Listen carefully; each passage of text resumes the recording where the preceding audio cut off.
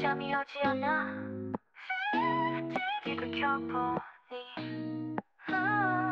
노란 바다에 세 개의 파도가 날 반기네. 별이 빛나는 밤에 당신은 더욱 빛나네.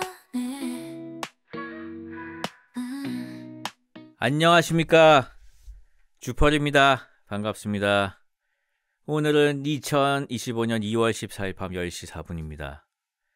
오늘 발렌타인 데이 아니었어요? 초콜릿 좀 받으셨습니까? 저 한 개 받았습니다.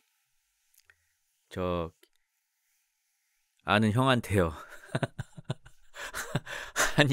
아니 진짜 아는 형한테 오늘 하나 받았어요.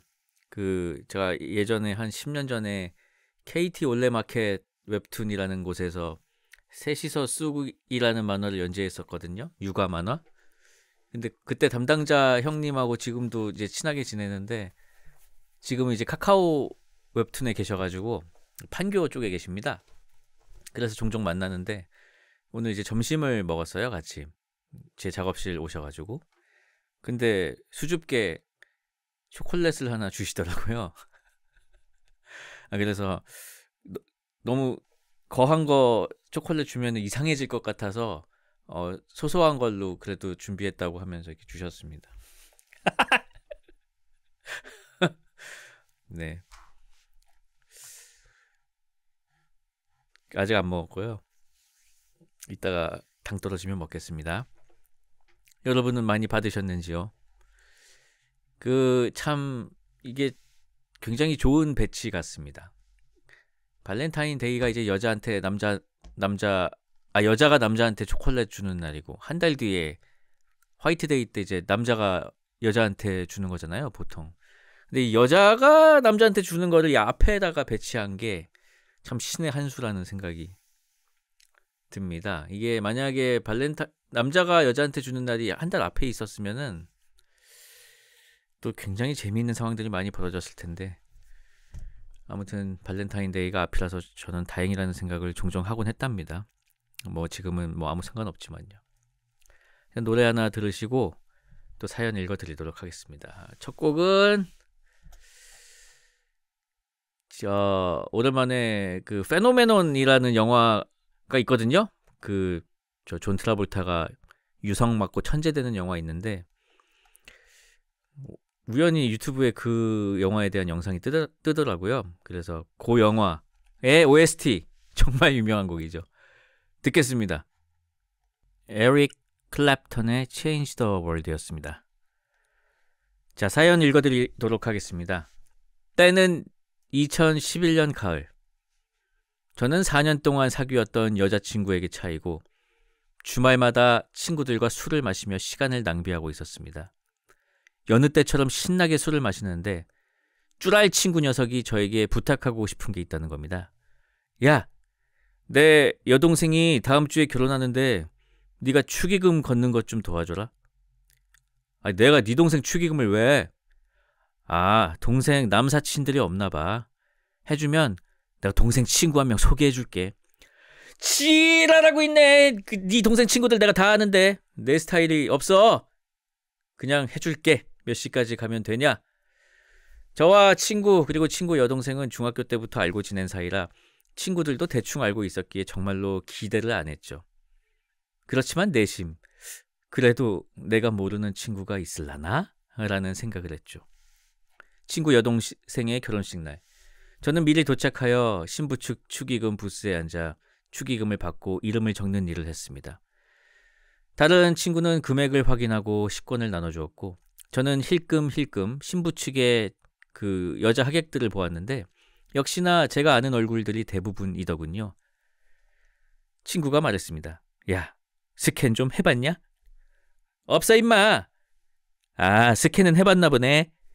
시끄럽고 이 시 끝나면은 술이나 한잔 사라.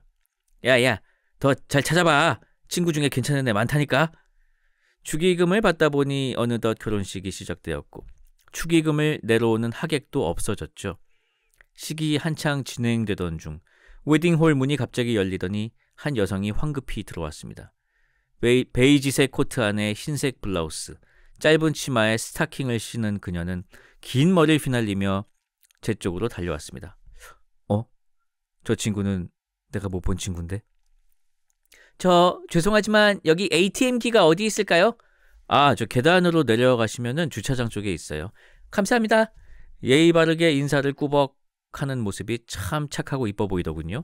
잠시 뒤 축의금을 내러 그녀가 다시 왔고 저는 그녀의 이름을 기억해 두었습니다. 최호미. 그렇게 그날 친구 여동생의 결혼식은 무사히 끝났고 친구는 저와 친구들에게 술을 사줬죠. 야, 괜찮은 애 없었어 진짜? 저는 최호미에 대해 물어볼까 하다가 막상 소개받는 게 부담스러워서 거짓말을 하고 말았습니다. 없었어 임마. 그렇지만 저는 계속 호미가 뛰어들어오는 모습이 머리에서 떠나질 않았고 집에 돌아와 저도 모르게 친구 여동생의 미니홈피 방명록을 훑어보기 시작했습니다. 한참을 둘러보다가 본 그 이름 최호미. 아이디를 클릭하고 최호미의 미니홈피를 구경했습니다. 사진 속 호미는 밝게 웃는 모습이 너무 예쁘더군요. 며칠 동안 호미의 미니홈피를 구경하며 혼자만의 감정을 키워갔고 결국 며칠을 고민하다 병견이란다. 친구에게 전화를 걸었습니다.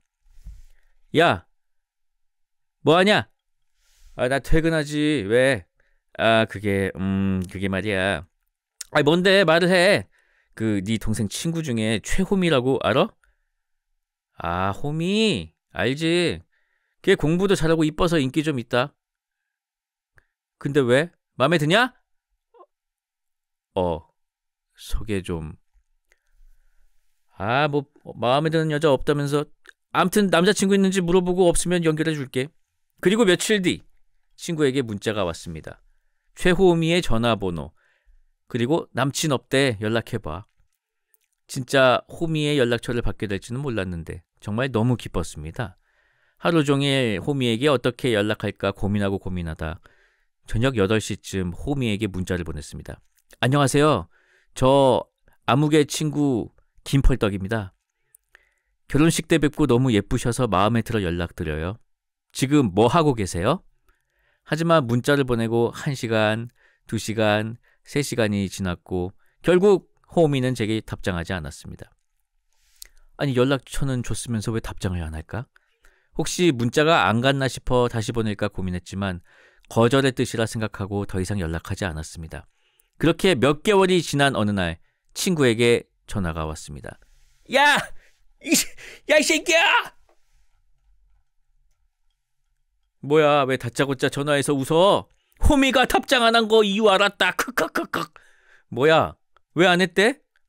야, 이 자식은 여자 스타일이 엄청 일관되네. 뭔 말이야 그게? 너 2005년 최유미 알아 몰라? 최유미?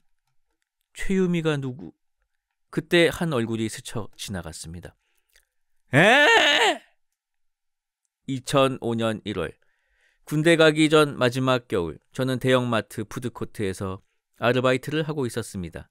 같이 일하던 유미 누나와는 집이 가까워 출퇴근을 함께했고 퇴근 후에도 밥도 먹고 술도 마시며 자연스럽게 친해졌습니다.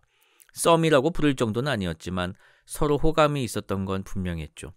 하지만 저는 입대를 앞두고 있었기에 더 깊은 관계로 발전하진 못했습니다. 누나는 제가 자대 배치를 받고 직접 구운 쿠키를 저에게 보내주기도 하고 편지를 보내주기도 했어요.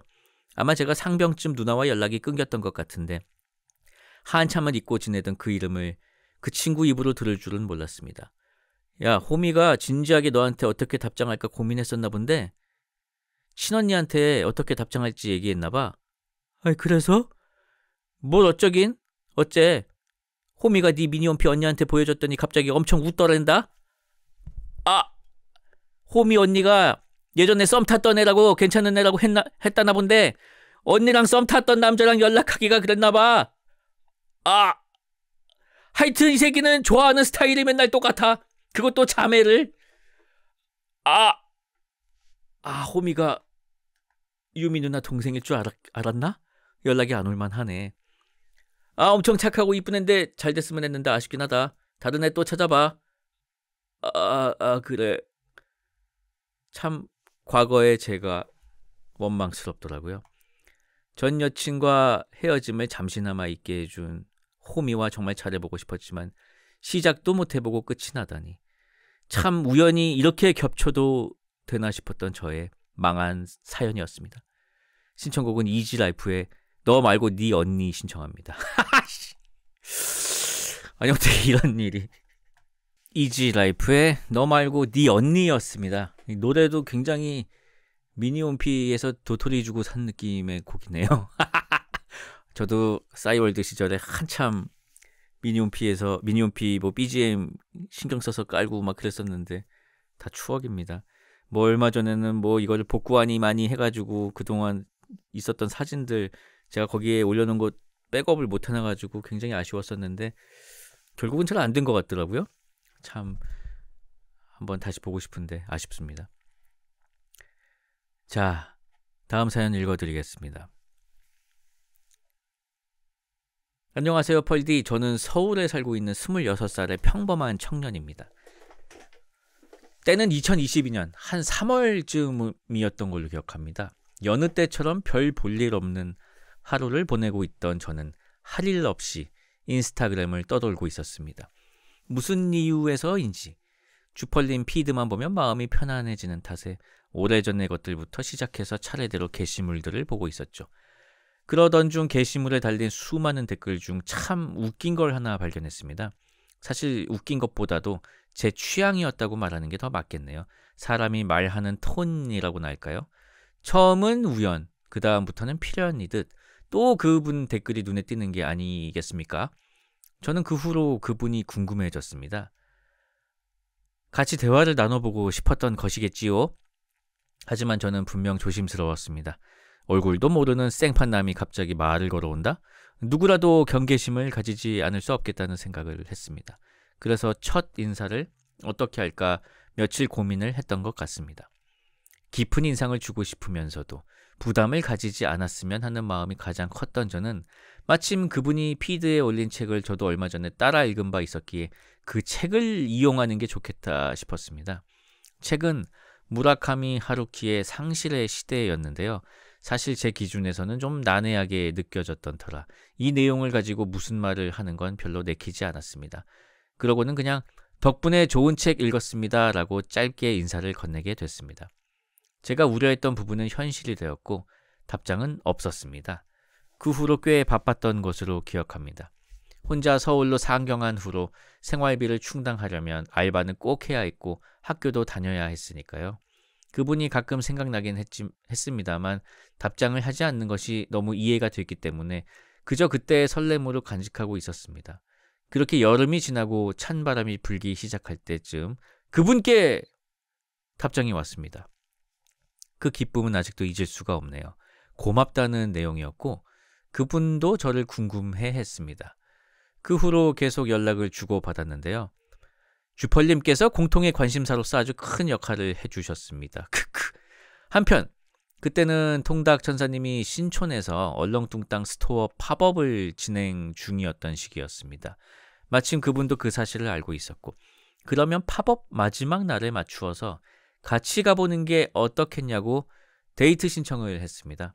그분은 흔쾌히 좋다고 하셨고 저는 그날 잠을 잘 잤나? 잘 기억은 안 납니다만 인생에서 그만큼 설렌 날이 있던가 싶은 날을 보냈습니다. 약속 당일 평소에도 얼굴에 홍조가 있던 저는 그날따라 뭐가 그리 부끄러웠는지 볼이 더 빨간 것이 아니었겠습니까? 감출 수 없는 떨림을 안고 약속 장소에서 기다리던 저는 시계와 그분이 나올 지하철역을 1초 간격으로 번갈아 보며 초조해하고 있었습니다. 그때 저는 참 신기한 경험을 했습니다. 실제로 만난 적이 없음에도 저희는 그 수많은 인파 사이로 서로를 단번에 알아볼 수 있었습니다. 운명이 아닐 수 없지 않을까요? 저희는 팝업 시간에 맞추어 입장하고 같이 쭈양말도 사고 통천님과 사진도 야무지게 찍었더랍니다. 그러다 저녁 시간이 되어 초밥을 먹으며 이야기를 나누었는데 내 인생에서 이렇게 대화가 잘 통하는 사람이 있었나 싶을 정도로 짜릿한 기분을 느꼈습니다. 무엇보다 그분과 제가 눈을 편하게 마주치는 게 참 좋더라고요. 그렇게 첫 만남을 성공적으로 보내고 며칠 뒤 저희는 연인이 되었습니다. 이제 벌써 2년하고도 3달이 되었네요. 아직도 서로 죽고 못 사는 커플이랍니다. 저는 현재 약 1년째 고시 공부를 하고 있는데요. 이 자리를 빌어서 옆에서 힘든 거 티 안 내고 묵묵히 응원해주는 여자친구에게 참 고맙다는 말을 전하고 싶습니다. 얼른 붙어서 같이 여행 갈 날만 기다리며 버티고 있네요. 제 사랑의 오작교가 되어주신 주펄님, 오늘도 긴 글 읽어주셔서 감사합니다. 모두 독감 조심하시고 새해 복 많이 받으세요. 꾸벅. 신청곡은 혼내의 By My Side입니다. 라는 사연이었습니다. 저도 모르는 사이에 사랑의 오작교가 되었군요. 그 견우와 직녀가 만날 때 그 까치 까마귀들이 다리를 만들어 주었고, 그때 견우 직녀한테 밟혀가지고 머리털이 빠졌다는 얘기가 있던데, 너 때문이었니? 알겠습니다. 혼내 By My Side 틀어드리겠습니다. 혼내의 By My Side였습니다. 혼내가 그 일본말로 본심이란 뜻이죠? 어디 밴드, 영국인가요? 어디 밴드죠? 하여튼 뜬금없이 일본말을 밴드명으로 쓴 걸로 알고 있는데 제가 맞게 알고 있는 건지 모르겠습니다. 자, 다음 사연 읽어드리겠습니다. 안녕하세요, 쭈펄님. 오늘은 쭈펄님과 펄순이님들께 저의 이불킥 사연을 소개하려 합니다. 어린 유년기 시절 집에 목욕할 만한 시설이 갖춰지지 않아서 일주일에 한 번씩 목욕탕에 가서 목욕을 하였습니다. 그런데 편부모 가정이었던 저는 어머니를 따라서 여탕에 가서 함께 씻곤 하였습니다. 지금 세대의 사람들이 들으면 놀랄 일이지만 저희 때만 하더라도 여탕에 출입하는 남자 꼬마 아이는 흔했습니다. 당시엔 너무나도 많아서 남자아이 몇 세 이상은 여탕 출입을 금한다는 법이 생기기도 전의 시절이었죠. 그러던 어느 날이었습니다. 저의 나이는 초등학교 1학년, 8살이었죠. 학교에서 선생님께서 어떠한 이유였는지는 모르겠는데 반 아이들을 모아놓고 혹시 아직도 여탕에서 같이 가서 씻는 친구들 있을까요? 한번 손 들어볼래요? 라고 말씀을 하셨습니다. 지금 와서 돌아보면은 미혼모 가정이나 편부모 가정을 알아보시려는 거였는지 아니면 그저 장난스러운 질문이었는지는 아직까지 의문입니다. 선생님의 질문에 몇몇 남자아이들이 부끄럽게 손을 들었고 여자아이들이 손을 든 남자아이들에게 어머 뭐야 왜 여탕에 가? 라며 장난인지 아니면 순수한 궁금증 때문인지 의아해하였고 저는 그때 마음을 졸이며 손을 차마 들지 못했습니다. 그런데 그때 저의 짝꿍인 펄순이가 큰 목소리로 저에게 웃으며 말을 걸었습니다. 펄떡아, 네가 생각해도 이상하지. 남잔데 왜 여탕에 가? 혹시 너도 여탕에 가는 건 아니지? 일순간 반 아이들의 시선이 저에게 집중되었습니다. 당연하지. 남자면 남탕 가야지. 라며 동조하였습니다. 그러자 손을 든 남자아이들은 다들 쑥스러워하며 몇몇 아이들은 눈물을 보이기도 하였습니다. 저 역시 여탕에 출입하는데 거짓말 뒤에 숨어버린 제 자신이 너무나도 부끄럽고 죄책감이 들었습니다. 저의 거짓말에 대한 대가였을까요? 주말이 돼서 어김없이 어머니와 목욕탕에 갔습니다. 제가 여탕에 출입하자 자리를 피하는 여자분들과 전날 학교에서 있었던 사건을 떠올리며 앞으로 다시는 여탕에 오지 않겠다고 다짐하였습니다. 인적이 드문 구석자리에서 어머니와 목욕을 마치고 재빨리 일어서는 그때 어디선가 익숙한 목소리가 들렸습니다. 어머! 펄떡아! 그 순간 저는 제 귀를 의심했습니다. 저의 짝꿍 펄순이의 목소리였습니다. 저는 못 들은 척 나가려고 했는데 펄순이는 와다다다 달려와 저의 앞길을 막으며 펄떡아! 너 펄떡이 맞지? 너 왜 여기 있어? 저는 아무 말도 못하고 탕밖을 뛰쳐나와 옷을 입고 집으로 달려나왔습니다. 바나나 우유도 안 먹고 저는 다음날 학교를 등교하여야 했고 펄순이를 마주해야만 했습니다. 펄순이는 순수했던 건지 장난꾸러기였던 건지 펄떡아 어제 여탕에서 내가 인사했는데 왜 도망갔어? 펄떡이가 남자는 남탕 가야 된다면서 왜 여탕에 있었던 거야? 펄떡아, 대답 좀 해봐, 펄떡아. 라며 저를 공개 처형하였고 반 친구들도 그 소리를 듣고 저에게 다가와서 펄떡이 거짓말쟁이네, 펄떡이 여자네 라며 놀림을 받았습니다. 지금 돌이켜보면 참 재미난 사건이었네요. 펄순아, 넌 지금 어떻게 지내니? 혹시 펄밤을 듣고 있다면 이 사연을 듣고 너의 궁금증이 해결이 됐길 바란다. 잊지 못할 추억 만들어줘서 밉기도 하고 고맙기도 하다. 신청곡은 슈퍼비의 냉탕의 상어입니다. 이 슈퍼비 님이 제가 알기로는 일산 주엽 쪽에 사신 걸로 알고 있는데 저도 이제 일산에 오래 살았잖아요. 저도 20대 때 항상 친구들하고 그 주엽역에 있는 보석사우나라고 목욕탕이 있었거든요. 지하에. 거길 되게 자주 갔었어요. 한 달에 한 번쯤은 간 것 같은데, 그래서 서로 뭐 때도 밀어주고 같이 사우나를 이제 즐기곤 했었는데, 지금도 기억이 나는 게 항상 4명 정도가 이제 갔는데, 가면은 누가 뭘 할 것도 없이 옷을 빨리 갈아입으려고 이제 경쟁이 붙어요. 왜냐면은 빨리 갈아입은 다음에 내가 받아온 열쇠 있잖아요. 그 열쇠를 제일 늦게 갈아입는 친구 사물함에다 집어 던지는 거예요. 그러면 난 열쇠를 안 차고 다녀도 되잖아요. 이해가 되시나? 보통 이제 열쇠가 나오잖아요. 사물함 열쇠가. 그럼 보통 이제 팔목이나 발목에 차고 목욕을 해야 되잖아요. 근데 그게 귀찮잖아요. 그래가지고 짬 때리는 거예요. 제일 늦게 갈아입는 놈 사물함에다가. 그래가지고 서로 그거 하겠다고 막 미친 듯이 옷을 막 벗는 거예요. 들어가자마자. 그래서 그거를 하고 이제 들어가서 보통 이제 탕에 들어가기 전에 샤워를 한번 하잖아요. 그래서 샤워를 하고 있으면은 뭐 거기서 머리도 감고 뭐 이렇게 하잖아요. 내가 분명 물을 40도에 맞춰놨어. 근데 뭔가 이질적인 36.5도의 물이 뭔가 내 다리에 흐르고 있는 게 느껴져. 보면은 내 친구가 내 다리에 오줌을 싸고 있어. 미친놈들이에요 진짜. 질 수 없다고 막 또 이제 막 싸우고 또 이제 진짜 왜 그랬는지 모르겠습니다. 그러고 나서 이제 또 사우나 들어가서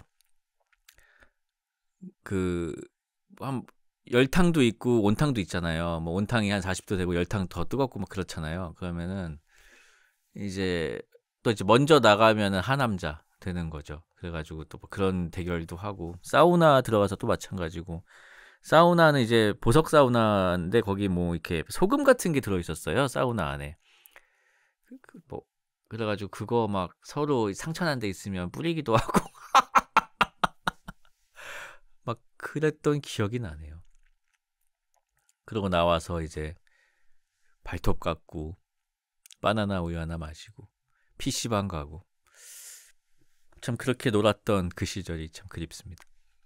목욕탕 안 간 지는 정말 오래됐습니다. 코로나 때부터 이제 목욕탕을 안 가기 시작해서 어느 순간 지금 코로나 끝난 지 한참 됐는데도 안 간 것 같습니다. 아마 가면은 때가 정말 우동처럼 나올 텐데, 아니 또 이제 유튜브 의사 선생님들이 하는 유튜브 보면은 때 절대 밀지 말라고, 그 때가 다 그거 보호해 주는 거라고 우리 피부를 그러시더라고요. 근데 또 밀면은 또 기분도 되게 좋고 피부가 너무 야들야들해지잖아요. 또 그 맛이 있어가지고 이거 참 어떻게 해야 될지 모르겠습니다. 자, 다음 사연 또 읽어드리겠습니다. 안녕하세요, 펄디. 펄밤 라디오를 역주행으로 듣는 올해 계란 한 판이 된 펄떡이입니다.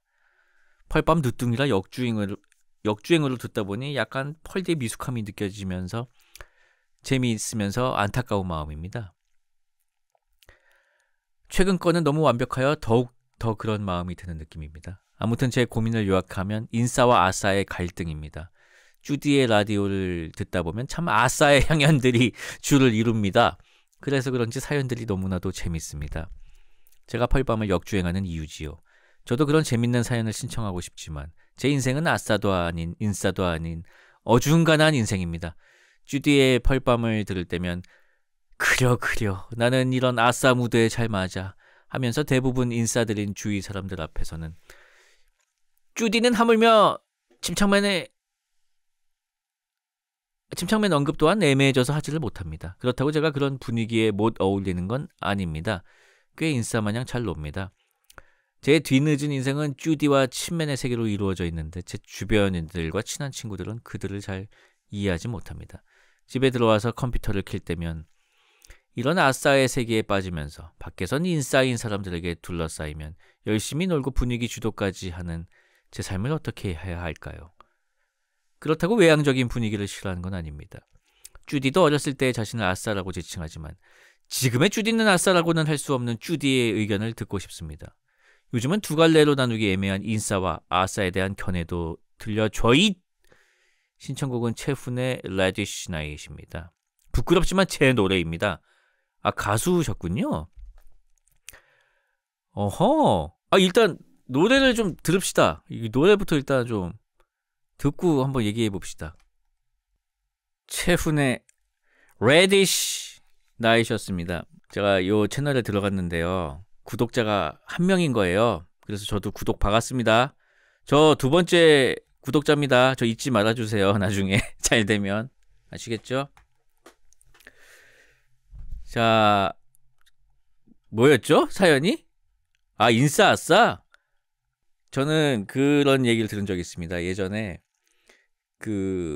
무슨 생선이었나 무슨 생물이었는데 수컷만 갖다 놓으면은 몇몇이 암컷으로 변한다는 거예요. 그런 것처럼 저는 인싸 모임에 가면 아싸가 되고요. 아싸 모임에 가면 인싸가 됩니다. 그냥 거기 반대로 가요. 아무튼 역으로 갑니다. 그래서 나보다 더 아싸들이 모여있는 곳에 가면은 내가 이들을 리드해야겠다. 어떻게든 대화의 물꼬를 터야겠다라고 하면서 평소보다 텐션을 좀 올리고요. 그리고 미친 사람들 이제 막 인싸들 사이에 있으면은 그냥 조용히 찌그러져 있습니다. 그거를 아마 방송을 보시면은 느끼실 거예요. 아마 배도라지 모임에 있으면 저는 가만히 있고요. 라면 꼰대 나가면은 좀 나대려고 하고 항상 그렇게 역으로 갑니다. 저는 밸런스 생각해서 갑니다. 자, 다음 사연 읽어드리겠습니다. 대학생 때부터 대학원생이 지금까지 정말 많은 아르바이트를 경험해 보았는데요. 그중 가장 이상한 경험이 많은 일이 무엇이었냐 한다면 저는 항상 영화관 알바라고 대답하곤 합니다. 많은 분들께서 아니 대체 영화관에서 이상한 짓 할 일이 뭐가 있냐고 하시지만 그 어떤 것보다 기묘한 일도 화나는 일도 많았더랬죠. 그중 가볍게 풀만한 사연 하나를 올려보려고 합니다. 사연에 앞서 이 글에 개인의 정치적 견해는 포함되지 않음을 전달드립니다. 그날은 평일 오전이었어요. 저 혼자 매표소를 지키고 있던 한가한 어느 날이었는데요. 저 멀리 할아버지 2분께서 걸어오셨습니다. 보통 할머니 할아버지께서 영화관에 오실 때는 볼 영화를 정하고 오시지 않고 현장에 오셔서 영화를 추천받으시거든요. 그분들도 매표소에 있는 저에게 요즘 재밌는 영화 뭐 있남? 하고 물으셨습니다. 영화관 매뉴얼에는 직원 개인의 견해가 섞인 관람 추천을 지양하고 추천을 요청하실 때에는 매출 순위에 따라 안내를 하라는 규칙이 있습니다. 이런 게 있군요. 제가 재미있게 본 영화를 추천했다가 널 믿고 영화를 봤는데 재미가 없으니 환불해줘! 같은 컴플레인이 유발될 수 있기 때문이죠. 저는 바로 1위 영화를 확인하고 늘 하던 대로 영화를 추천해 드렸습니다. 고객님, 지금 제일 많이 보시는 영화는 택시 운전사입니다. 가장 빠른 영화로 발권해 드릴까요? 하루에도 수백 번은 말하는 멘트이기 때문에 손은 발권 준비를 하며 할아버지를 바라보았는데 할아버지께서는 마치 저를 넘어 어떠한 시면을 들여다보는 듯 아득한 눈빛으로 저를 몇 초간 쳐다보시더니 그런 빨갱이 영화를 내가 왜 봐? 라며 사자후를 내지르셨습니다. 예상치 못한 대사와 음량에 놀랐지만 침착하게 2위 영화를 찾아보는데 아플싸 2위 영화는 1987이었던 것입니다.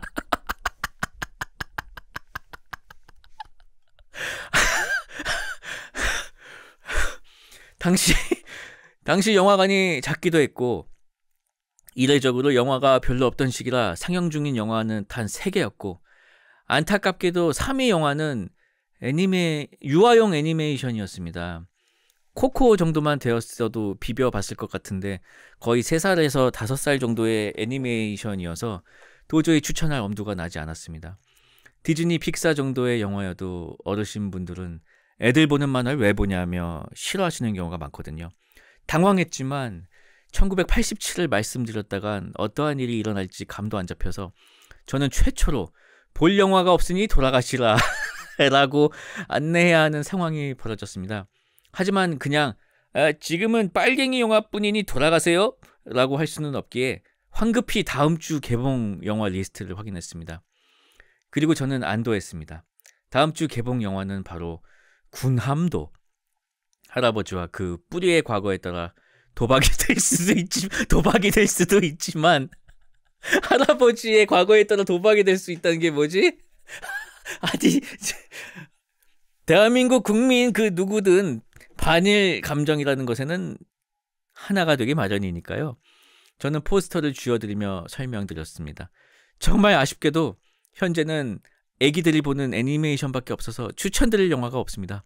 대신 다음 주에 CJ의 대작 군함도가 개봉할 예정이니 꼭 다시 와주세요. 큰 영화라 어느 시간에 오셔도 보실 수 있을 거예요. 다행히도 할아버지께서는 방긋 웃으시며 그래요? 그럼 다음 주에 다시 와야건데 하고 돌아가셨습니다. 안도의 한숨을 쉬며 바라본 할아버지의 뒷모습. 할아버지께서 쓰신 모자 뒤에 박힌 태극기 자수를 그 태극기 자수를 미리 발견했더라면 조금 달랐을까요? 사실 이런 일은 매일 일어난다 해도 과언이 아닌데 정말 괴인들이어서 방송에서 풀만한 이야기는 못 되는 것 같아 그나마 전체 연령가로 가져와 보았습니다. 부디 재미있으셨으면 좋겠네요. 신청곡은 레드벨벳의 빨간 맛 부탁드립니다.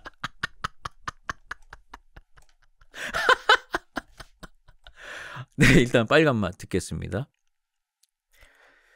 레드벨벳의 빨간 맛이었습니다. 이 사연에는 오류가 있습니다. 1987 전주에 어떤 영화가 하나 개봉을 하게 됩니다. 그 영화는 신과 함께라는 영화인데요. 그 영화가 왜 극장에 없었던 거죠? 그거 추천해 주시면 되는데 왜 그게 없었냐고요? 아닙니다. 제가 왜 갑자기 흥분을. 자, 사연을 읽겠습니다. 안녕하세요. 펄디, 저는 30대 초반 펄떡이입니다. 저의 군대 시절 쪽팔리기도 하고 난감했던 썰을 풀어보려 합니다. 때는 저의 20대 중반, 군대에서 말년 당직사령 근무를 서던 때였습니다. 저는 학군 장교로 군 생활을 했고 그 누구보다 못 건드린다는 말년 중위였습니다. 여느 때와 다름없이 당직사령 근무에 투입되고 지휘 통제실에서 인원 장비를 체크하고 있었더랬죠. 아시는지 모르겠지만 당직 사령은 지휘관을 대신하여 야간 시간을 통제했기에 모든 인원과 장비를 체크해야 했지요. 예하 부대의 특이사항을 하나둘씩 확인하고 있었고 수송부에 내일 아침 오전 배차를 확인하기 위해 수송부에 전화를 걸어야 했습니다. 그 모든 게 귀찮은 말년 중이었고 잠시 지휘 통제실 밖에 나와 있어서 대대 내선 전화를 사용하러 지휘 통제실로 들어가기도 귀찮다는 생각이 들었죠. 그래서 대대 일반 전화에 전화를 해서 수송부에 연결을 해달라고 당직병에게 부탁을 하려고 했습지요. 대대 일반 전화란 무엇인가 하면 대대 일반 휴대전화로 전화를 하면 지통실에서 수신을 할 수 있는 어찌 보면 교환대 같은 역할의 전화였습니다. 그래서 저는 곧바로 연락처에 대대라고 검색을 한 뒤 상단에 있는 연락처로 전화를 걸었습니다. 몇 번의 전화 대기음 이후 전화를 받는 기척이 들렸습니다. 그래 고생한다. 나 주펄떡 중인데 수성부 좀 바꿔줘라. 아무 기척도 없자 저는 세상 느슨해진 말년 중위의 말투로 다시 말했습니다. 수성부 연결. 호민이니? 불싸. 목소리가 20대 병사가 아닌 어떤 구수한 아저씨의 목소리였습니다. 바로 휴대폰을 확인해보니 대대 일반 전화가 아닌 대대장님이었던 것입니다. 청성! 대대장님! 죄송합니다. 대대 일반 전화에 걸렸던 것이 잘못 걸었습니다. 바로 호주머니에 꼽혀있던 왼손으로 휴대폰을 받치고 허리를 30도 앞으로 숙여 대대장님께 죄송하다고 굽신 또 굽신했습니다. 그래. 피곤한가 보구나. 근무 잘 서라. 예, 대대장님 감사합니다. 죄송합니다. 계속 근무하겠습니다. 청성! 여름도 아니었지만 등에서 땀이 흘렀고 정말 간담이 서늘했습니다. 그렇게 저의 원치 않았던 대대장님과의 10초간의 야자 타임이 마무리되었습니다. 저는 그 이후 대대장님의 연락처를 땡땡땡 대대장님에서 땡땡땡으로 바꾸게 되었고 다시는 같은 실수를 반복하지 않겠다고 다짐했습니다. 그 사건이 잊혀질 때쯤 점심을 먹고 대대 주요 지휘자들끼리 족구를 하러 오라는 호출에 부랴부랴 족구장으로 향했습니다. 그 자리에는 대대장님, 주임 원사님, 행보관, 중대장 등 저보다 군생활 선배들이 모두 모여 있었습니다. 하하호호 땀을 쭉 흘리고 사무실로 올라가려는데 대대장님이 핸드폰을 잃어버리셨다는 겁니다. 눈치 빠른 제가 즉시 제가 전화해 보겠습니다 라고 했고 주임 원사님과 중대장, 행보관님들이 제 주변에 같이 와서 전화로 스피커폰 소리를 들어 몰려들었습니다. 불싸. 근데 제가 대대장님 연락처를 이름 석자로만 저장해뒀지 뭡니까? 보수적이고 꼰대력 가득한 문화 속에서 중위가 중령의 연락처를 땡땡땡 이라고 저장해둔 것을 보고는 선배 장교들은 장교단이 무너졌다며 무진장 혼쭐을 났던 기억으로 마무리하겠습니다. 나중에 일부 선배들에게는 술자리에서 그런 사건들을 모두 해명하고 웃으며 넘어갔지만 그 당시 저는 아주 똥줄이 탔던 사건이었습니다. 벌떡이 여러분도 이런 억울하고 난감한 쪽팔린 사건이 있을 거라고 생각하며 바로 해명하기보다는 잘못을 인정하고 나중에 해명하기를 추천드립니다. 신청곡은 크라잉넛의 몰랐어입니다.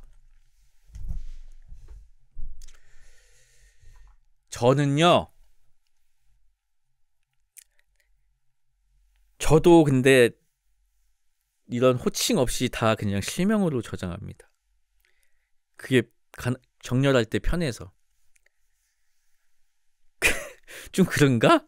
아내도 그냥 아내 이름으로 돼 있어가지고 좀 그런가 싶어가지고 하트만 양쪽으로 하나 붙였거든요. 그거 외에는 전부 그냥 본명 3글자로 다 저장이 돼 있어요. 그게 나는 좋던데? 남들은 뭐라 그러더라 진짜.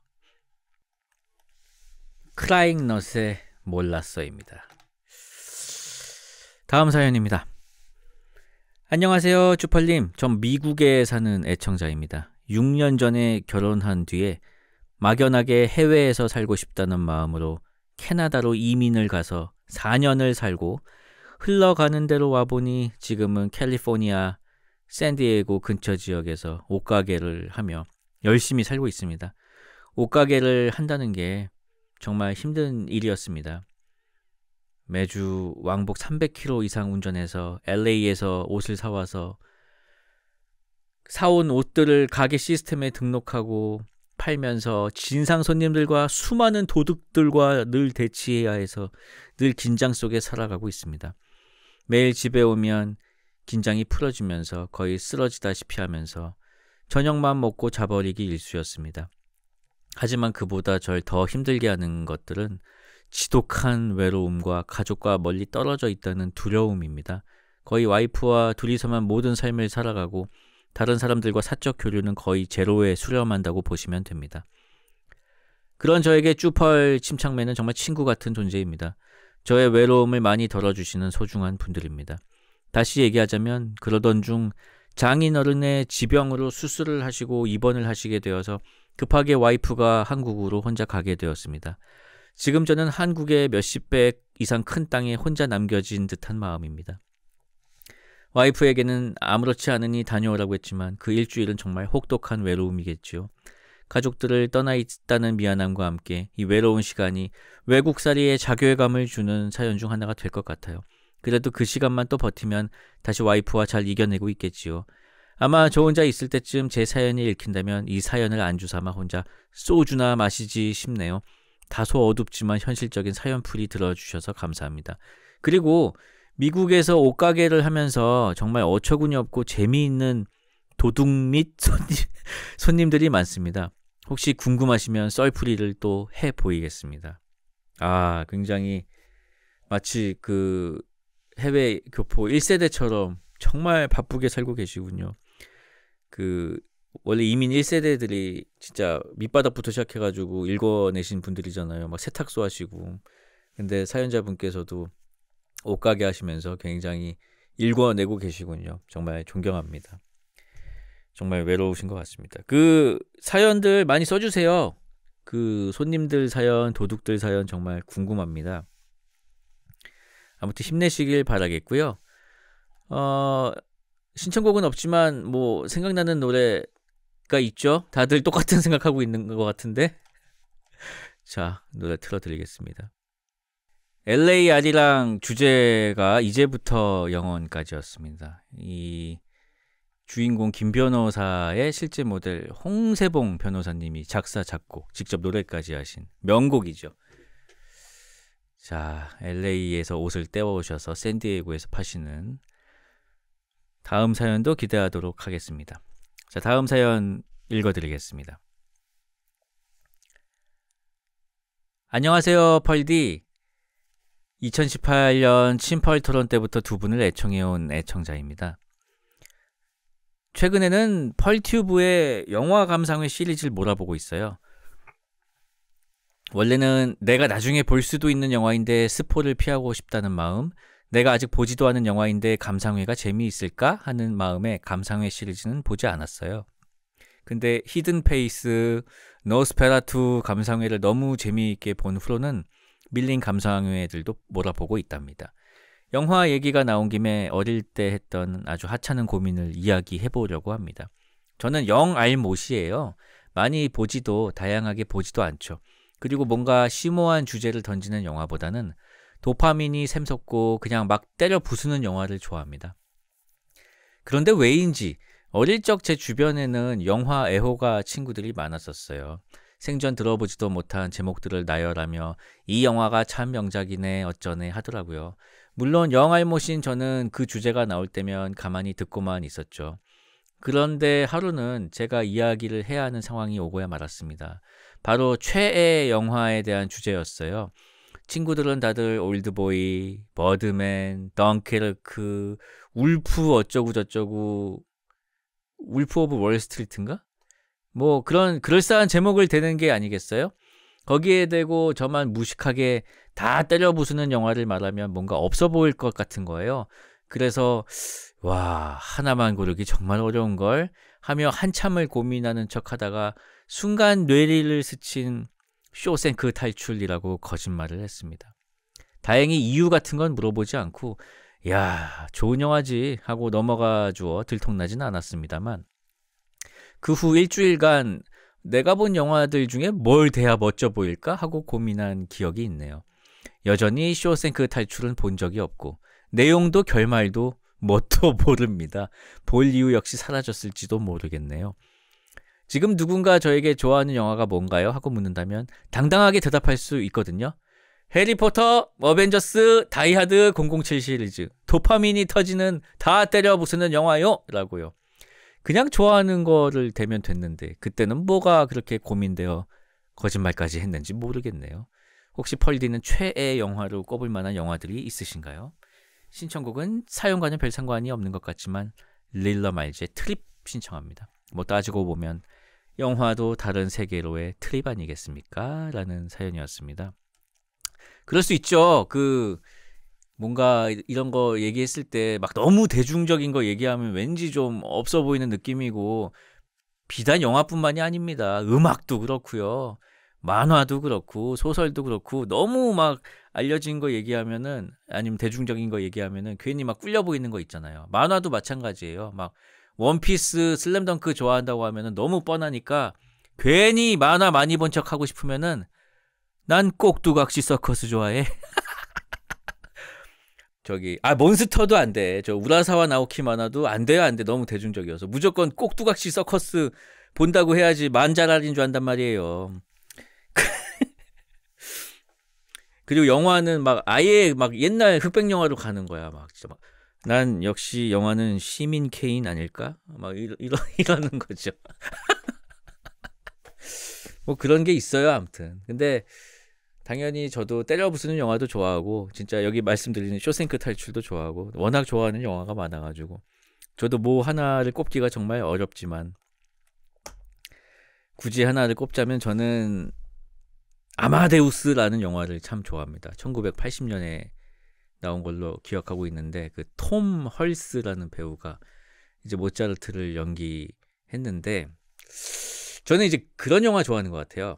그 감독이 나 아니면 특정 배우가 아니면 어떤 감독이 그거 하나 그러니까 엄청난 거 하나 만들고 사라지는 거예요. 그 이후로 뭐 이렇게 빛을 못 봐. 그런 작품들이 있어요. 그 뭐라고 하죠? 그런 거를 원 히트 원더라고 하죠. 원 히트 원더. 한곡값 같은 거. 저는 그런 작품들을 좋아하는데 아예 그 중에서도 이 아마데우스가 저는 원탑이라고 생각을 하기 때문에 굉장히 좋아합니다. 언젠가는 예전에 스윙걸즈 OST를 들으면서 설명회, 감상회를 했던 것처럼 이 아마데우스 감상회도 한번 해볼까 생각하고 있습니다.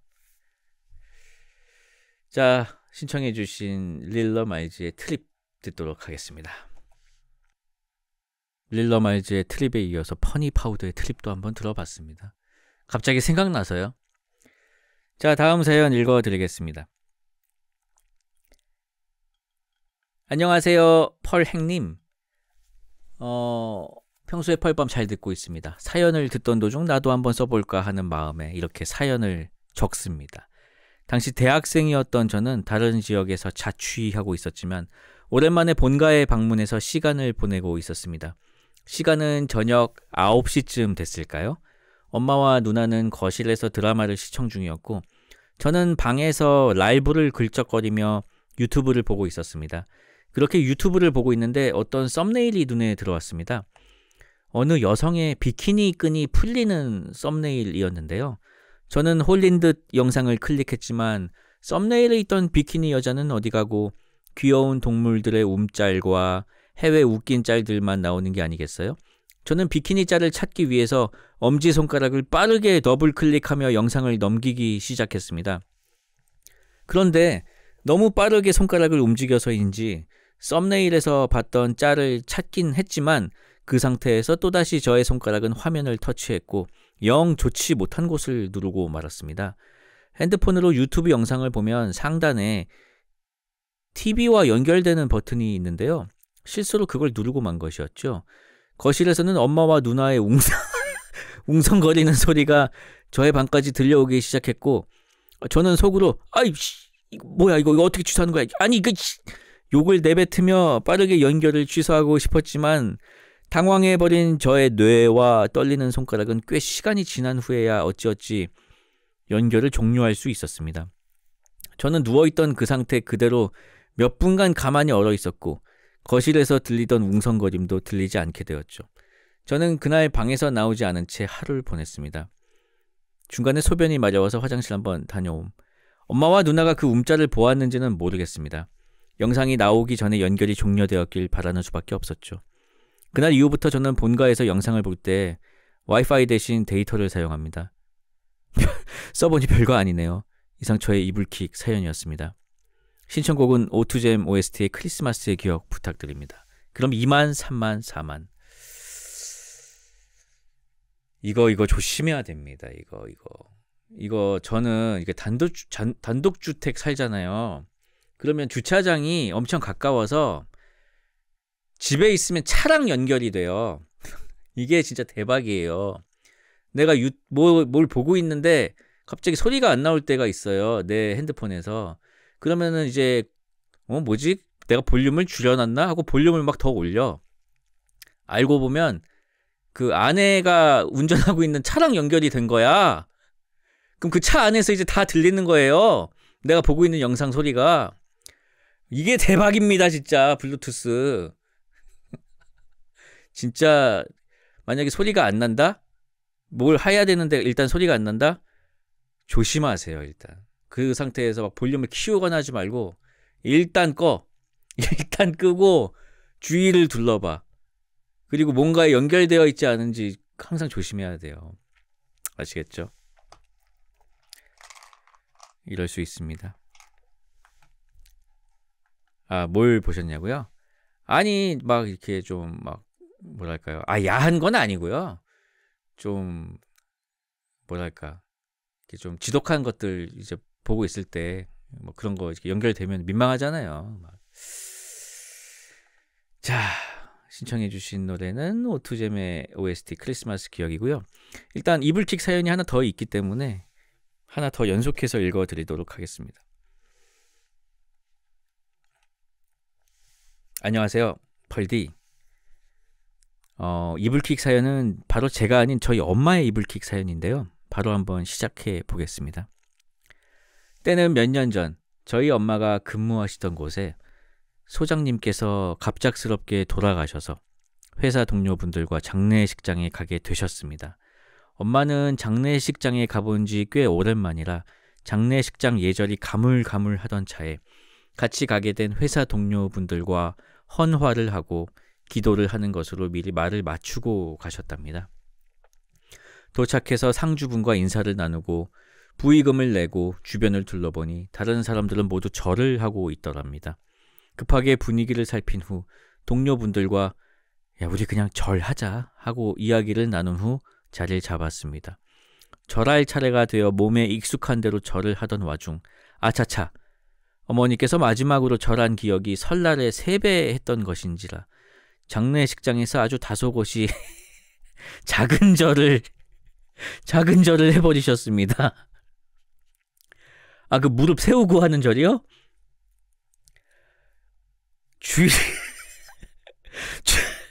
주위를 둘러보니 일행들은 모두 예절대로 절을 하고 계셨고 엄마는 수치스러움과 이 상황에서 웃음 참기 챌린지가 시작되었습니다. 웃기다 못해 눈물이 흘러 뚝뚝 떨어지고 웃음을 참기 위해 허벅지를 꼬집어가며 버티셨습니다. 엄마 옆에 계시던 동료분들도 엄마를 발견하시고는 두 분 모두 들썩들썩 겨우 웃음을 참으며 흐르는 눈물을 닦으며 마지막 절은 예절대로 마무리하셨더라지요. 겨우 진정된 상태로 식사 자리로 옮겨오니 저 멀리서 장례 도우미 여사님이 오시더니 아이고 두 분은 고인이랑 얼마나 가까이 지내셨길래 그리 들썩들썩 우느라 난리신가? 그 말을 듣고 육개장을 드시다가 제 2차 웃음 참기 챌린지가 시작되었습니다. 허겁지겁 자리를 마무리하고 급하게 차로 돌아오셔서 동료분과 대폭소를 하며 마무리하셨다는 사연입니다. 짧은 사연이지만 명절날 엄마의 이불킥 사연을 듣자마자 머릿속에 다소곳이 작은 절을 하는 모습이 상상되어 이건 펄밤 못 참지 하고 카페에 가입을 했습니다. 글 읽어주셔서 감사합니다. 신청곡은 리쌍의 내가 웃는 게 아니야 신청합니다. 이거는 저 AI 그림 쇼츠로 한번 구워야겠는데요. 이거 제가 제 편집자분께 AI 편집자분께 말씀드려서 한번 쇼츠로 굽도록 하겠습니다. 자, 그러면은 오투잼의 OST 크리스마스의 기억과 리쌍의 내가 웃는 게 아니야 두 곡 연속해서 보내드리도록 하겠습니다.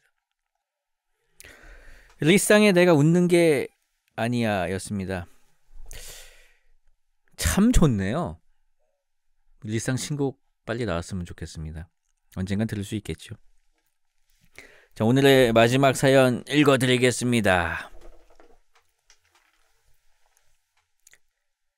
제목은 아내의 스몰 토크 순환기입니다. 저의 아내는 내향인입니다. MBTI로 본다면 INTP라고 하더군요. 저는 MBTI를 믿지는 않습니다. 저희 부부가 일본 여행에 재미를 붙이면서 아내는 일본어 공부도 열심히 했습니다. 어디 학원에 다니거나 특별히 과외를 받은 것도 아닌데 혼자서 드라마, 유튜브 콘텐츠를 보면서 열심히 공부하더니 어느덧 JLPT 1급 자격도 보유하게 되었습니다. 어깨 너머로 본 성적표에 따르면 듣기 만점이 합격을 이끌었던 것 같습니다. 그렇게 공부한 아내의 일본어 덕에 한국에서 정보가 많지 않은 일본의 숨은 여행지들도 많이 다녀올 수 있게 되었습니다. 지금은 직항이 생겼지만 당시에는 직항이 없어서 일본 국내선을 갈아타고 가야 했던 미야코지마 같은 곳들도 있었습니다. 그런 곳에 가면 한국인들이 많지 않아서인지 현지인들로부터 더 많은 관심을 받기도 했던 것 같습니다. 특히 아내의 경우 일본어를 제법 유창하게 하다 보니 현지인들이 니혼고 조지 데스! 일본어 잘하시네요를 외치면서 더 친근함을 보이기도 했습니다. 어떤 경우에는 일본에서 유학했냐며 호들갑을 떠시는 경우도 있더군요. 최근에는 세계적으로 위상이 높아진 K컬처 덕분인지 한국 드라마나 작품을 봤다면서 말을 걸어오는 현지인들도 많이 있었습니다. 이태원 클라스나 오징어 게임같이 일본 현지에서 유행했던 K드라마를 화제 삼아 스몰 토크를 걸어오는 시기였습니다. 하지만 문제는 저희 부부는 K드라마 콘텐츠를 거의 보지 않는다는 것이었습니다. 오징어 게임이 전 세계를 휩쓸고 다닐 때도 넷플릭스조차 유료 결제한 적이 없었지요. 오히려 일본 음악 파운디, 히츠지 분카쿠를 찾아 듣는다든지 옛날 일본 드라마 히어로를 다시 보던가 에반게리온을 재밌게 본 덕후에 가까웠습니다. 그러다 보니 일본인들이 이태원 클라스, 현지 리메이크판은 롯본기 클라스라고 했던 것 같습니다. 이태원 클라스를 재밌게 봤다, 아이브를 좋아한다 등 호들갑을 떨 때 맞장구를 쳐주지 못하는 경우가 많았습니다. 더군다나 저희 부부 모두 내향인이다 보니 아내는 유창한 일본어 실력에도 불구하고 그게 뭐죠? 하하하 라는 표정으로 웃어넘기고 대화가 끊어지기 일쑤였습니다. 이러한 경험이 몇 번 있고 나자 저는 이러면 안 되겠다고 생각했습니다. 아내의 일본어 실력이 아깝기도 했고 현지에서 한국 문화에 관심을 가지고 말을 걸어오는 일본인들에게 민간 외교관이라는 마음가짐으로 아내에게 대화를 이어나가 보도록 연습을 해보자고 했습니다. 일종의 스크립트를 연습해보자는 것이었죠. 하지만 한국말로도 잘 못하는 대화가 일본어라고 잘 될 리가 없었습니다. 그래서 한국말로라도 대화 연습을 해보기로 했습니다. 일본어를 참 잘하시네요. 저는 한국의 BTS, 아이브, 르세라핌을 좋아해요. 라고 말하면 뭐라고 답변해야 할지 연습했습니다. 이에 대한 저희 부부의 대답은 감사합니다. 저희도 일본 문화를 참 좋아합니다. 저희는 최근에 바운디, 히치지 분가쿠의 음악을 즐겨 듣고 있습니다. 일본도 좋은 음악이 참 많습니다. 라는 것이었습니다. 어차피 저희도 잘 모르는 주제도 대화를 어렵게 이어가느니 일본 문화도 좋아한다고 답변해보자는 기가 막힌 전략이었습니다. 시간이 흘러 오키나와 여행을 하게 되었습니다. 운 좋게 태풍을 피해 환상적인 날씨가 이어졌던 즐거운 여행이었습니다. 숙소마다 친절한 직원들이 저희를 맞아주었고 저희도 연습한 것에 따라 아주 간략한 안부를 주고받으며 대화를 이어나가기도 했습니다. 여행이 끝나가는 시점에 여행의 기념이 될 만한 것들을 사기 위해 마트에 들르게 되었습니다. 저희 부부는 낯선 음식 재료나 물건들을 살펴보며 어떤 것을 사면 좋을지 열심히 의논하고 있었습니다. 특히 현지에서 맛있게 먹었던 타코 라이스 소스를 사기 위해서 여러 제품을 살펴보았고 몇 가지 제품으로 후보를 압축하고 비교하고 있었습니다. 아내의 일본어 실력을 총동원하더라도 이것이 도무지 밀키트처럼 재료가 포함된 것인지 소스만 있는 것인지 잘 알 수가 없었습니다. 블로그에 한국어 정보들도 열심히 찾아봤지만 도저히 답이 나오지 않더군요. 저희끼리 열심히 의논하고 있었는데 옆에서 한국어로 이건 소스만 있는 것이에요 라고 알려주셨습니다. 저희가 고민하는 것을 들으셨는지 한국어가 유창한 현지 일본 여성분께서 친절함을 베풀어 주셨던 것이죠. 저희는 감사 인사를 드리고 한국말을 참 잘하신다는 칭찬을 건넸습니다. 여성분께서는 고맙다면서 채소와 고기를 사서 볶으면 된다면서 간단한 조리법도 알려주셨습니다. 이때 내향인 아내는 용기를 냈습니다. 친절을 베풀어준 일본인에게 스몰 토크로 친근함을 표시해보겠다는 것이었습니다. 어떻게 이렇게 한국말을 잘하시냐, 본인도 일본어를 공부하고 있다고 이야기를 이어나갔습니다. 이에 여성분께서는 한국에 살았었다고 했고 아내는 일본인들이 본인을 칭찬했던 것처럼 한국에 유학이라도 다녀오셨냐, 한국말을 정말 잘하신다는 호들갑이 들어간 칭찬을 건넸습니다. 이런 칭찬에 돌아왔던 그녀의 대답은 한국에서 결혼 생활을 했다는 것이었습니다. 한국인과 결혼했고 현재는 오키나와에 다시 돌아와 살고 있다는 것이었습니다. 그러면서 또렷한 한국말로 이혼하고 돌아왔어요 라는 말씀을 하셨습니다. 그 대화를 끝으로